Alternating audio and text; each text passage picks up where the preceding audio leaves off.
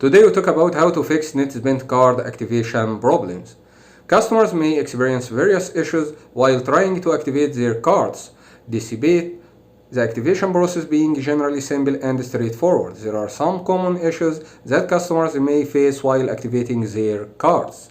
1. Incorrect card number or expiration date. It's common for customers to make mistakes while entering their card information, such as typing the wrong card number or expiration date. It's critical for customers to double check and they are entering the correct information as printed on their card. 2. Incorrect personal information. Sometimes the customers may enter incorrect personal information during the activation process. In such cases, customers should verify that all the information they have provided matches their identity proof documents. 3. Technical issues with the activation website.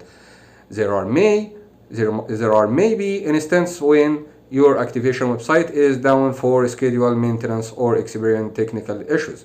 In such as customers should wait for the website to come back online. If the issues persist, customers can try clearing their web browser cache or using a different system and browser. 4. Non-recipient of the card. If a customer has not received their card, they should contact the customer service team to ensure whether their card has been delivered. If the card has not been delivered, the customers can request a replacement card if it has been more than 10 days.